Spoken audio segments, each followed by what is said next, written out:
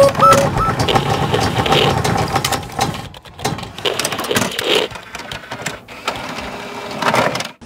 balik lagi di ngebikin.com. Kali ini kita punya kamar kosong di rumah dan kita bakal manfaatin kamar ini untuk kita jadiin workshopnya ngebikin. Di sini nanti kita bisa kerjain kayu, bisa ngerjain besi, bisa ngerjain pralon atau apapun itulah ya. Project-project yang bakal kita jadiin konten di ngebikin.com sendiri.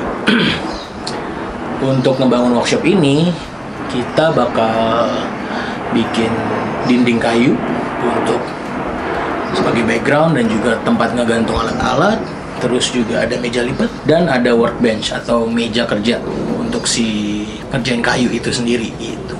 Dan kita bakal bikin mejanya juga bisa bergerak dengan mudah lah, jadi fleksibel, bisa dibawa kemana-mana dan bahannya cukup murah. Ya tinggal belanja di material aja sih atau manfaatin kayu-kayu yang udah ada. Oke, langsung aja kita lihat pembuatannya. Tapi sebelum itu, kalau kalian baru lihat channel ini, mungkin bisa bantu kita subscribe dan like videonya. Kalau nggak suka ya di-unlike aja. Dan juga mungkin komen kira-kira apakah ada yang cara lebih baik dalam membangun workshop kayu kita, atau mungkin ada barang-barang yang ingin kalian request. Langsung aja komen di kolom komentar. Nanti secepatnya kita akan coba balas. Oke? Yuk, langsung kita mulai pekerjaannya. Pertama-tama yang kita harus lakukan adalah membuat lubang pada kayu kaso yang akan kita gunakan sebagai penyangga papan-papan yang tadi. Kenapa kita pakai kayu kaso? Karena agar kita tidak perlu melubangi terlalu banyak pada dinding. Selain mengurangi effort, juga hal ini akan lebih mudah untuk kita nantinya. Karena kita akan menggunakan dinabol untuk menempelkan kayu kaso ini pada dinding yang kita milih.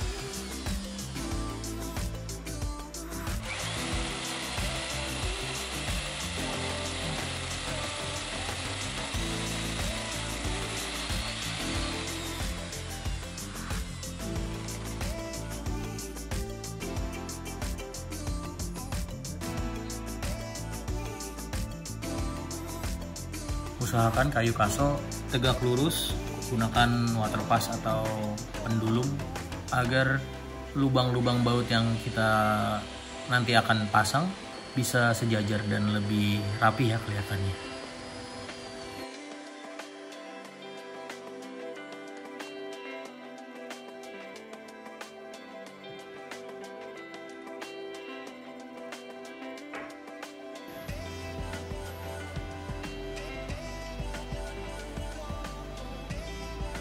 Pastikan juga kamu membuat lubang tambahan setelah melakukan pelubangan pada kayu kaso untuk menyembunyikan kepala baut dari dinabol yang kita pakai. Hal ini agar papan lebih rata dan tidak akan jauh ya, karena ketebalan papan yang kita gunakan juga kemungkinan ada perbedaan satu dan papan yang lain.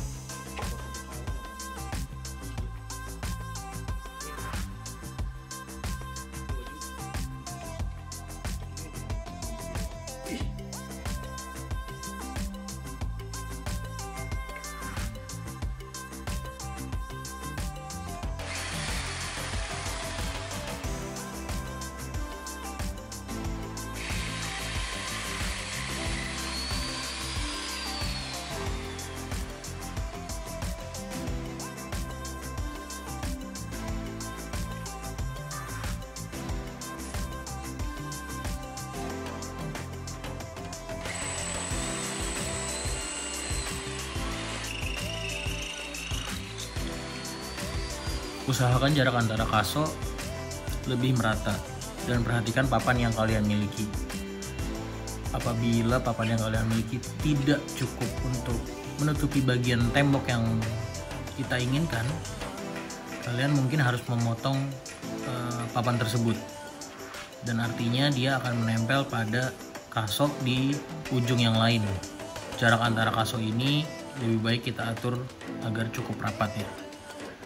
Di sini kita mempergunakan 5 bilah kaso karena jarak dinding ujung ke ujung dengan papannya itu sekitar sepertiga. Jadi kita akan punya potongan papan kecil di bagian ujung. Makanya kita bikin jaraknya lebih rapat.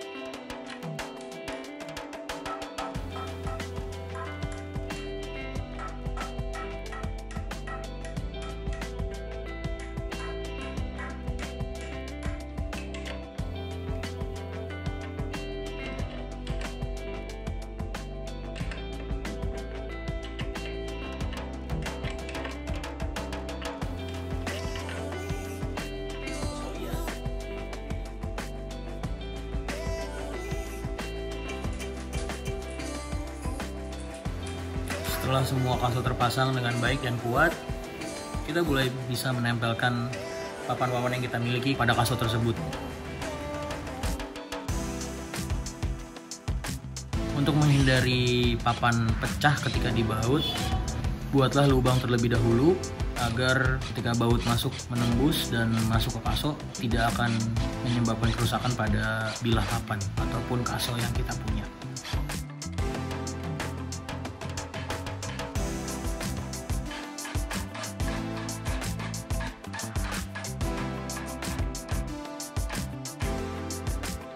Dan usahakan agar kepala baut rata dengan papan supaya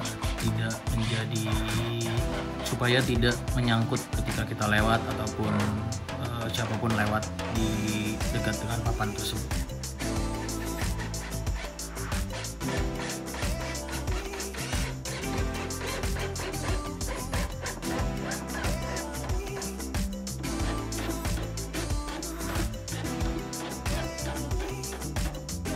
Kalian bisa merapihkan papan yang panjangnya berlebih ataupun dibiarkan saja. Ini tergantung kalian masing-masing.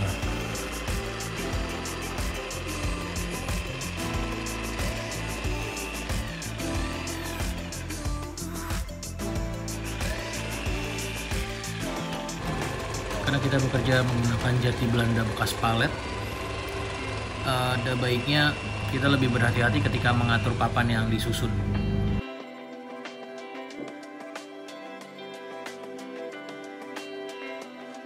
Karena pada proyek kali ini kita juga mengalami kurang ukuran, jadi papan yang kita pasang ternyata tidak cukup rapat ya. Jadi kalian harus pintar-pintar ngatur dan mencari bilah-bilah papan yang kira-kira lebarnya sejajar.